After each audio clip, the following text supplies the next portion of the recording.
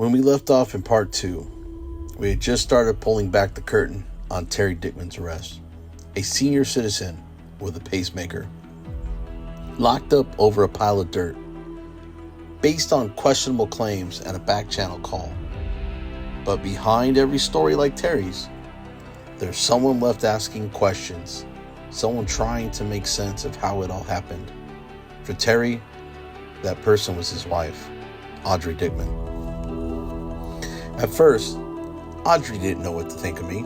Just another guy with a camera and a YouTube channel. Probably one of those First Amendment people stirring the pot, right? But as the days went on, as the records started surfacing, as the timeline unfolded, and the holes in the city's story became undeniable, that skepticism turned into hope. Hope that maybe this wasn't just about a bad citation.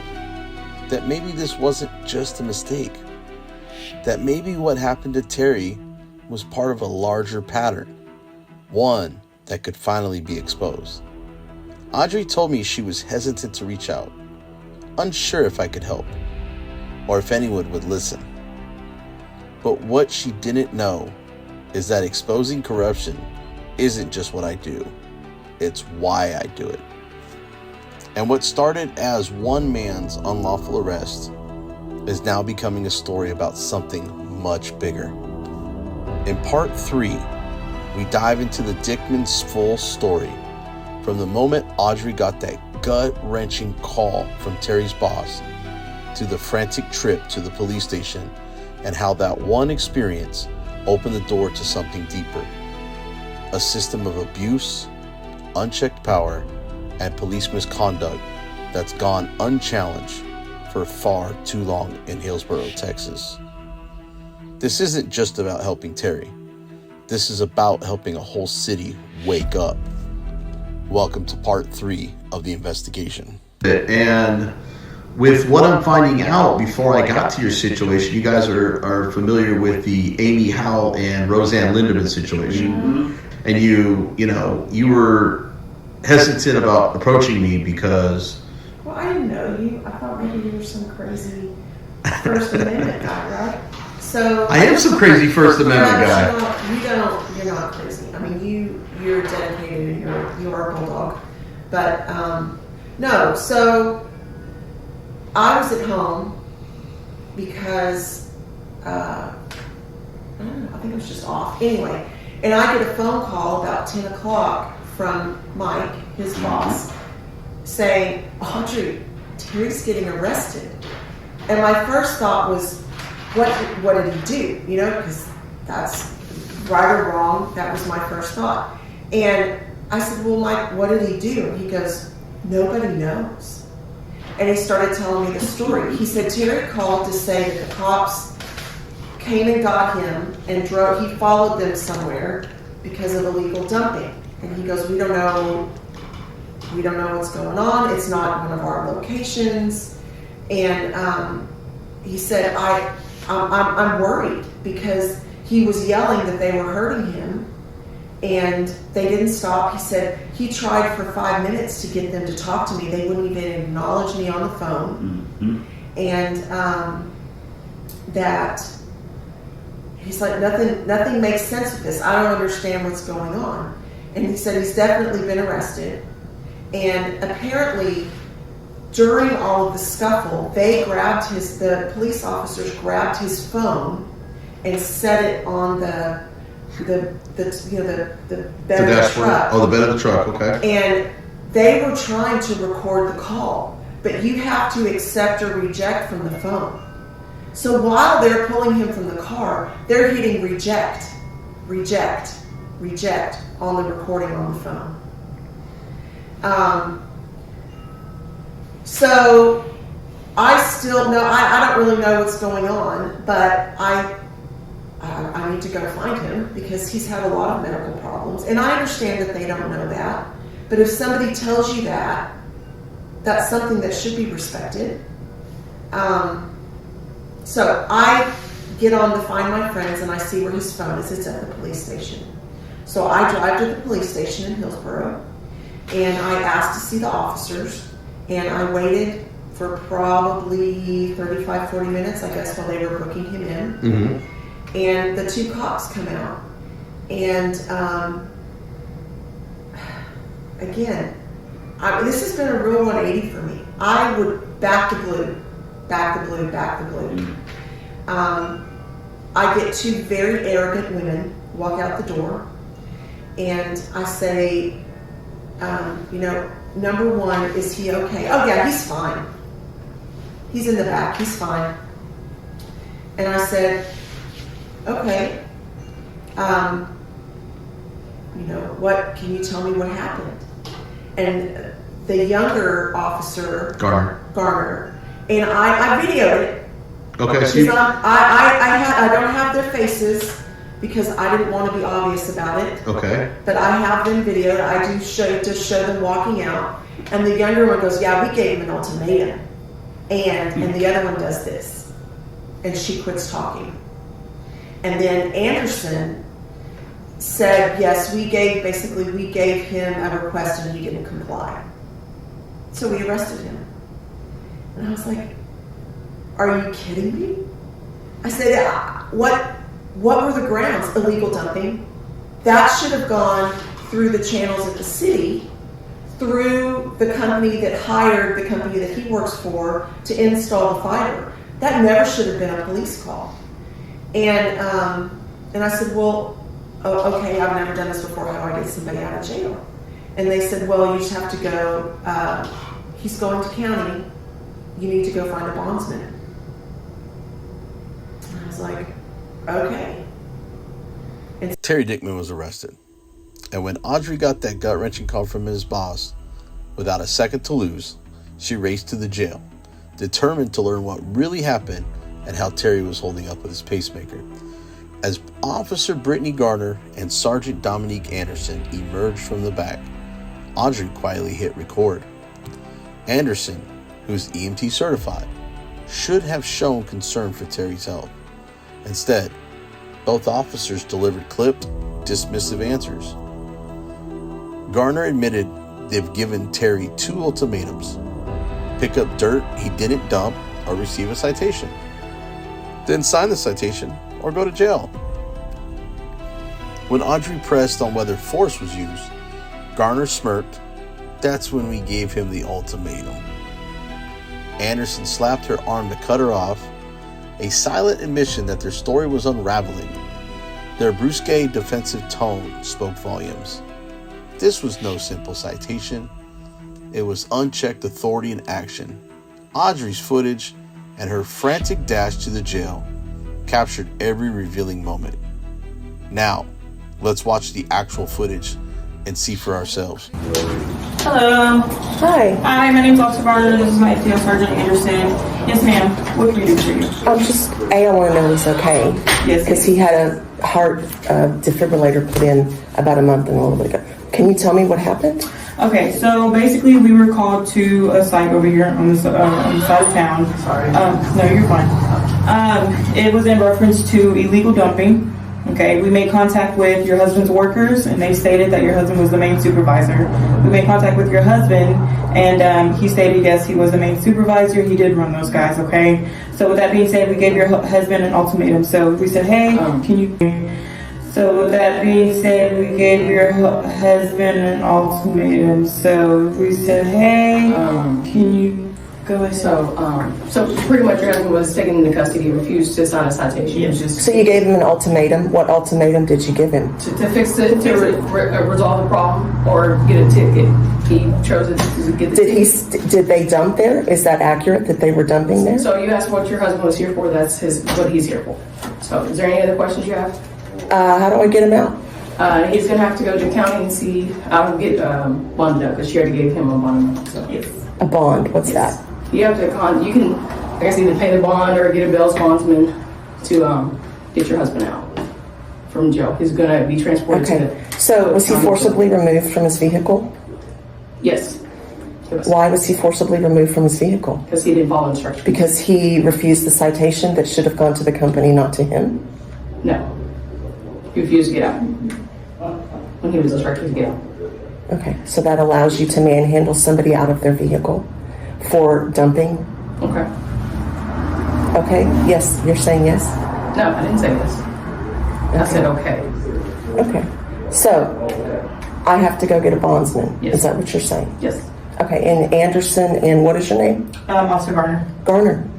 Okay, thank you. All right. And so I left and I went and got a bondsman, and you and I have had a lot of conversations between now and then, because I guess you contacted Terry a couple of days after all this happened, because you got him through the mutual contact. I'll tell you this. So from what I found out, okay, so it wasn't the code enforcement guy that called. What happened was Director of Public Works, Walter Garcia, was out there with Brad Williams. He called Commander Forens. Right. Okay. Commander Forens Went to dispatch and had a call generated with Brad Williams' information, like he was the reporting party, which he technically wasn't at that time. Officers showed up, and then of course everything else.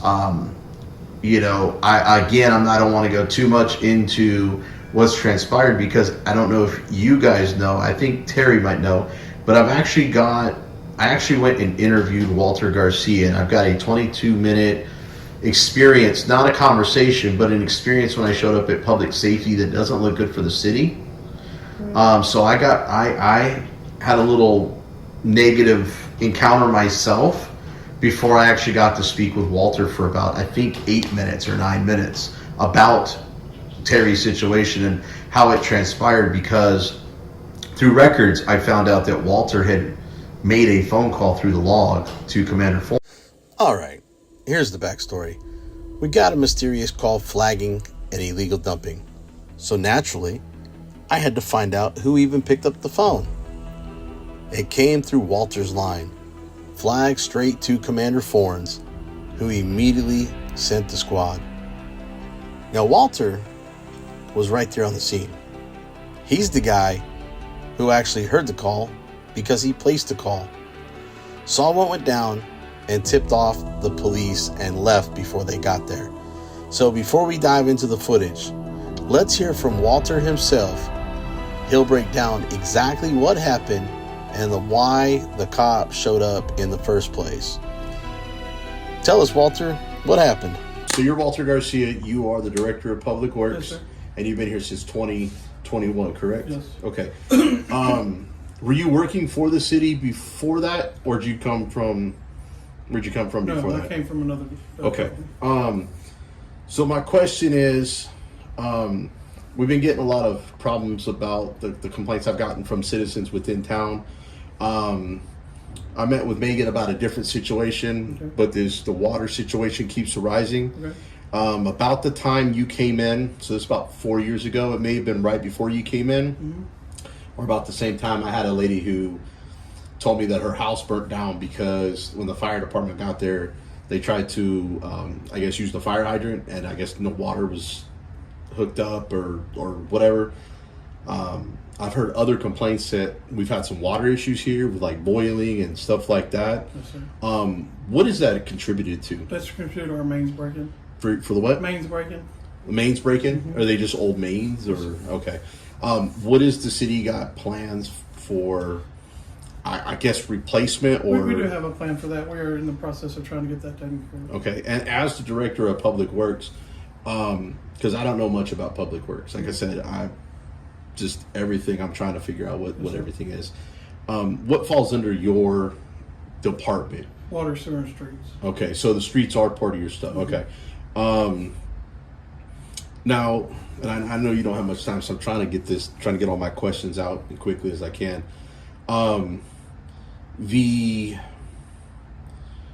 So how many contractors do we have? Say a water main breaks, Yes, sir. or like a fire hydrant breaks, and I don't know, at 2 a.m. or 2 p.m. per se, something that it needs to be done. Is that something you guys fix, or is that something that outside contractor?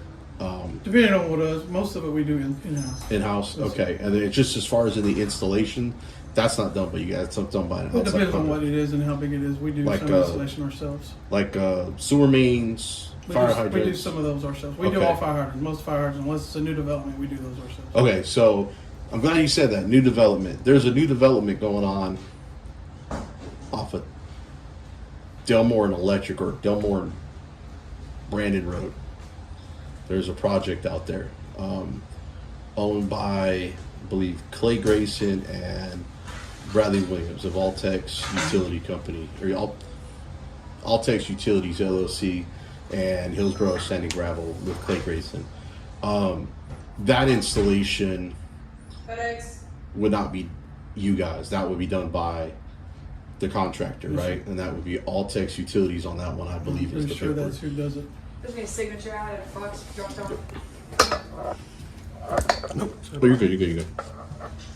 So, if something was to break, what would be the protocol for a citizen to report it to Public Works or the? They call here. They either call here or they call utility billing. Okay. And they call us out and we go look at it, see what it is, and we get all our stuff to go fix it. Okay. Now, I'm kind of looking to another incident that's kind of tied into that other development. There was a situation on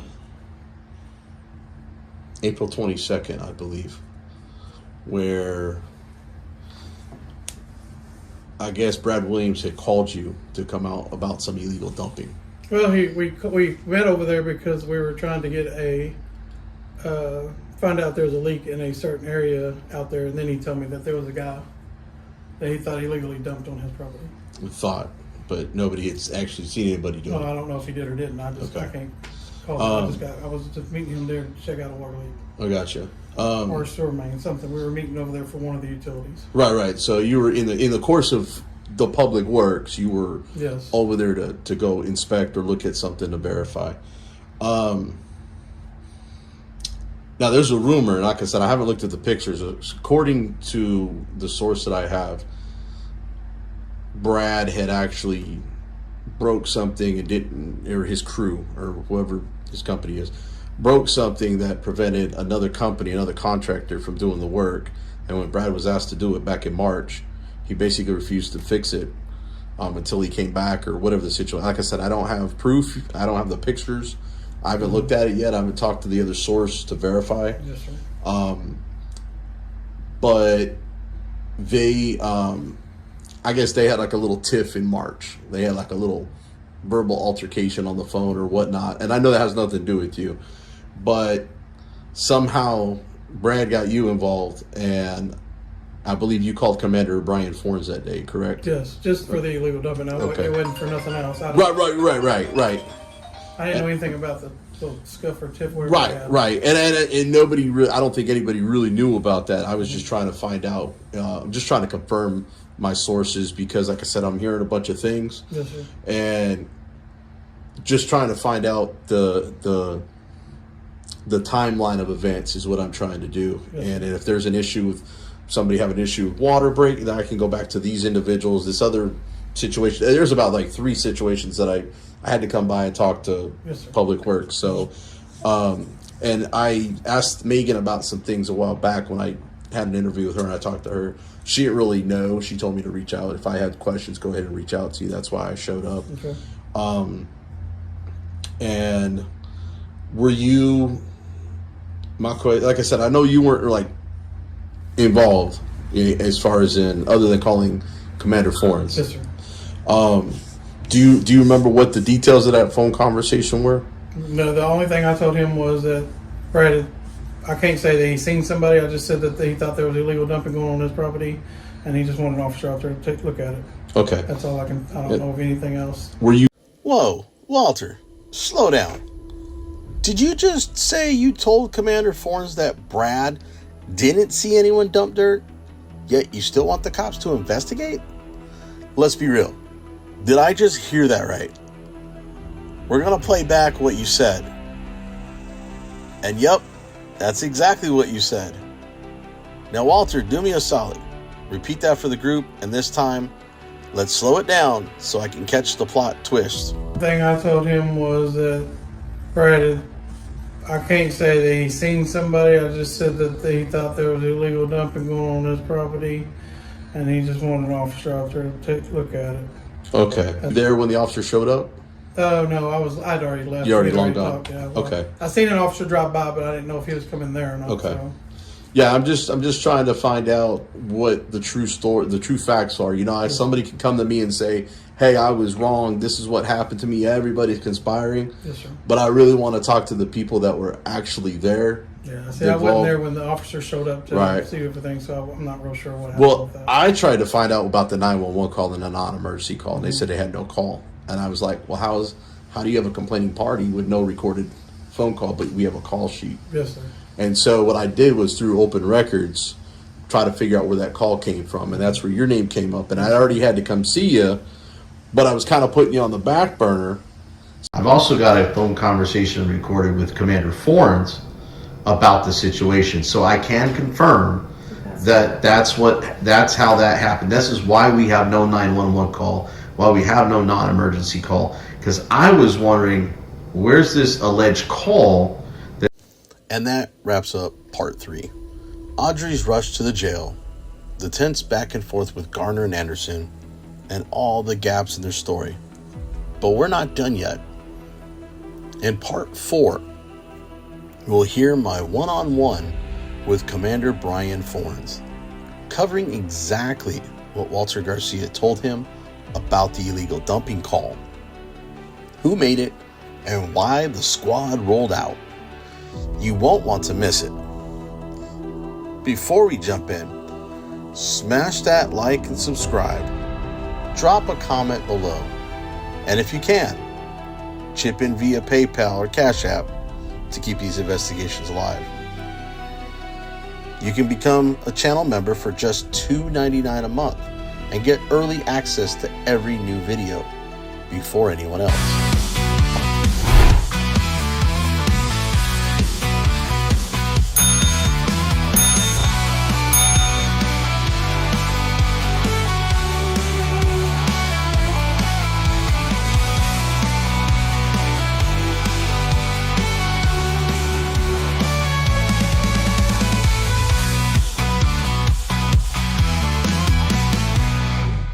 BZ Watchdog.